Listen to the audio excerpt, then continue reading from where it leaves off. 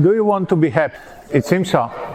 I mean, I don't think there is anybody ever getting up from the bed thinking, I wish to be miserable today. So we all seek happiness. And we seek God because we, deep down, there is belief God will bring us to happiness. And then this God sent His Son, who tells us something completely contrary to all our expectations of happiness. He tells us to pick up the cross. Does everybody here can imagine how cross can increase your happiness? I guess not. The other day we had retreat for the teachers of the school. One question I had for them was, what is happiness? I often ask that question because I found it kind of amazing. Everybody searches happiness, and normally when you ask people what is happiness, nobody knows. Most of the time I get the answer that happiness is contentment. That's all. Flat happiness. I can be content with chocolate, that doesn't make me happy. Then, and to satisfy our needs. For sure, when our needs are not satisfied, it doesn't sound like being happy. But I will, in a moment, I will give you a story which will show you opposite. And then, usually expectation is that many people will answer, money gives you happiness. And I know people never answer that. And it not even just because I'm a priest. If somebody else asks you if money gives you happiness, most people would sincerely say no. Most people sincerely believe money doesn't give happiness. But on the other hand, 90% of people, if you see your friend with huge smile all around his head, you would ask him, what happened to you? Did you win the lottery? You see how in our mind still, even if consciously we deny, money gives you happiness, money and happiness are connected, correct? Why is that? I think I also see what is people's idea of happiness, not from what they answer, but for what they pray. How do we pray? Father, I have this problem. Can you please take away this problem from me? Correct? We flatten another idea of very flat happiness is life without a problem. And let's be true, money can take away many problems. That's probably why we connect money and happiness. But I will tell you how I discovered what happiness is. After my mother died, I became very lonely. I could not be going on parties, sitting gloomy there. So I completely separate from everybody. After 2 years of that, I tried to learn how to come back with the people, how to make conversations. I even didn't know anymore how to make normal conversation. I was trying to come back, and just as I was trying that, my father died. And I moved back to loneliness. And 3 months after that, we were doing some trip with school, and next to me in the bus was sitting a girl from my class. Because I was in my lonely mood, I even didn't pay attention on this girl, okay? To be honest, I never did anything. She started it, okay? I didn't do anything. She started it. And I fell in love with her. I mean, I was like wild turkey, completely out of my mind. I was on the seventh heaven. I mean, not only 17-year-old first big love, also taking me out of this pit of loneliness. It was such a change. I was from hell taken to heaven. Oh. And then after, I guess, I don't know how much time, probably 2 weeks or something, she dumped me. You were not supposed to laugh at my suffering. And she dumped me. And you can't imagine how much I suffered then. Because finally I discovered happiness being with that girl, and she dumped me. But why I'm telling you this story? Not because it might be amusing to hear love life of a priest, but because that was the occasion where I discovered what happiness is. Looking back at that time, when I was suffering for her, I realized I was much more happy in this time when I was in love, even if that love made me suffer for her. If I was not in love, I would not be suffering. She doesn't want to be with me. But I was in love, suffering for her, and looking back, reflecting on that time, I realized I was much more happy being in love and suffering for her. Now, I know when I say this example, some people believe and see how I could be more happy. Some people don't see. But for those who can see, you can discover the secret of happiness there. At least it helped me to discover the secret of happiness. Because how I could be more happy? Only difference was not suffering or not suffering, or a level of hormones, probably also that. But the biggest difference was, before I was in love with that girl, who was in center of all my thoughts? Me, myself, and I. And I called that Unholy Trinity. Unholy Trinity was in center of my life. When I was in love, who is in center of all my thoughts? That girl.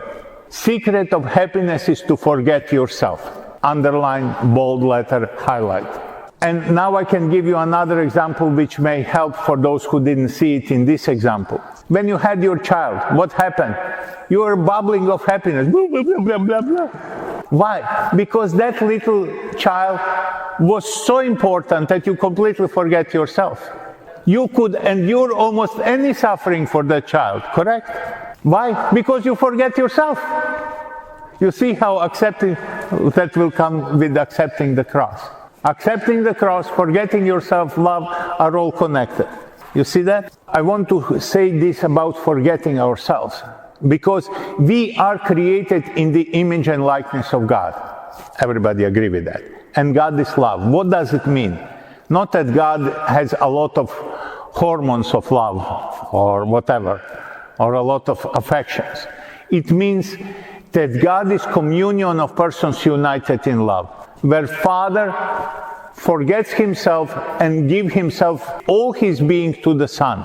Son forgets himself, give himself completely to the Father.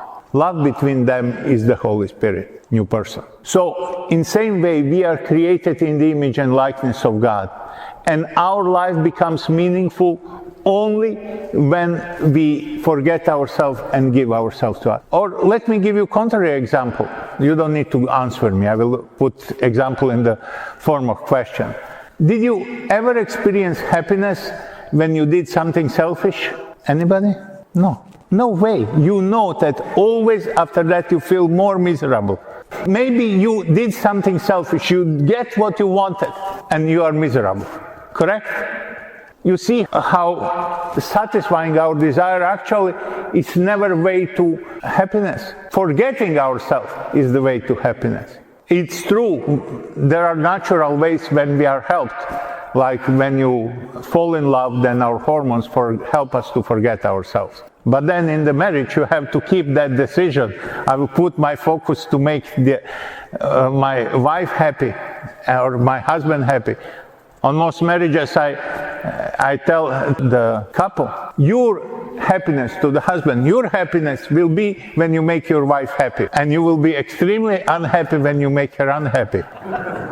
Even if she's saint and she doesn't make sure that you get paid back, you will be still unhappy, because you become one body. If part of your body is unhappy. Christianity is a very strange religion. Every single religion, every single philosophy try to answer the problem of pain, problem of suffering. Most of religions try to kind of, like, let's start with philosophy, Stoicism. Stoicism says, just toughen it up. Stay there until it doesn't pass. That doesn't help much. Buddhism is interesting. They say suffering comes because of our desires.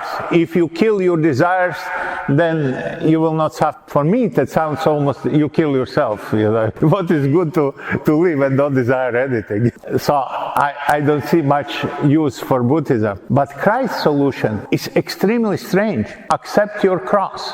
And there you will find, accept your cross, not because suffering in itself is good, but in this way, only way you can accept the cross is when you forget yourself. Once you find something more important than you, and I will repeat you very fast my example, which I gave you already 20 times, about the guy in Guantanamo and guy here, tough guy in Guantanamo, freezing in the freezing cell for 2 hours. They supposedly use that as method of torture, and here 15-year-old mama's boy who cannot endure any suffering goes through the same situation, but because he waits for his girl when it's most cruel weather here in in Manistee. So both of them are freezing for 2 hours.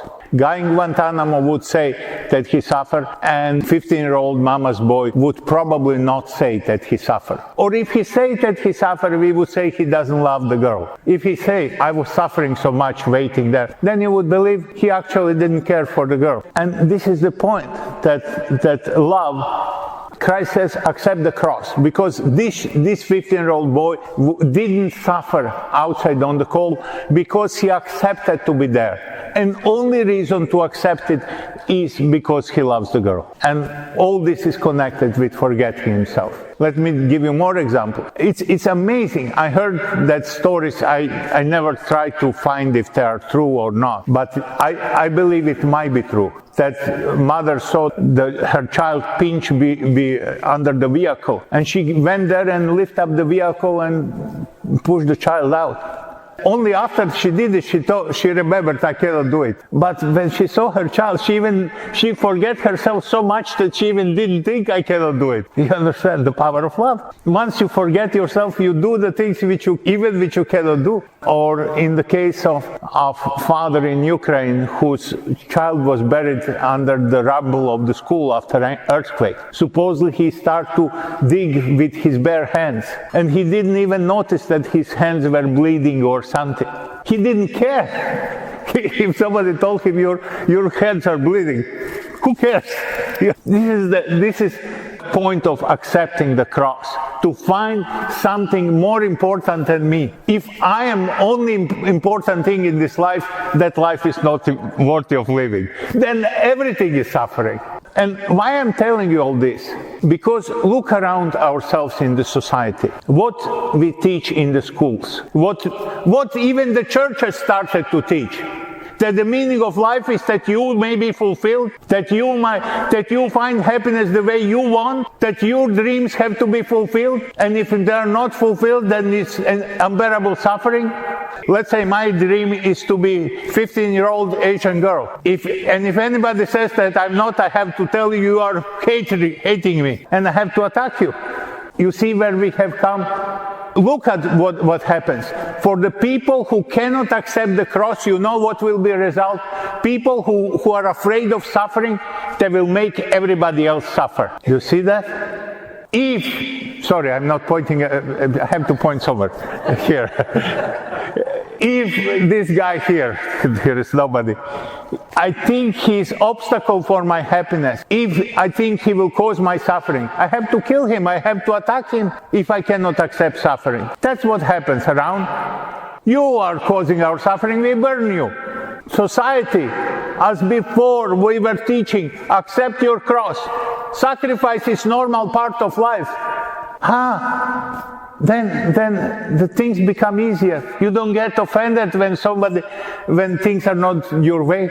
You can accept that things are different than what you expected. You can sacrifice a little bit of your will. And I think one reason why we are here now in a society is that we teach in the church not sainthood by niceness, not Christ who comes to save us with the cross, but Christ who comes to save us from suffering. Many churches teach that. In Newark, in New Jersey, there is a Hispanic church, Protestant church, called Para Sufrir. What if you would transmit means stop suffering. No, don't understand me wrong. Christ doesn't want us to suffer. Christ wants us to be happy in situation and in suffering and without suffering. To understand that our happiness goes much deeper than just contentment. One more example of the cross, just to show you why we need the cross. It's because we are earthly creatures, correct? Are we? We are here from earth. And what we do, we always search happiness here on earth. And Christ calls us from heaven, my child, you are Son of God. Yes, I know. And we keep searching happiness. And we find some mud, beautiful mud, and we make mud pies. We may make even poems about mud, Oh, beautiful pies. And Christ tried to call us from heaven, you are created for happiness much bigger than this earthly happiness what you have found. Yeah, I know. And we keep on. And what Christ has solution to put cross in front of us. Then we lift up our eyes toward heaven.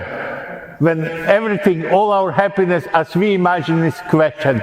And then we start to discover happiness bigger than we have ever imagined. Cross is not here to destroy you. Cross is there to make you in full-fledged Son of God, who is able to search happiness in God, not in this earth. Let us stand and profess our faith.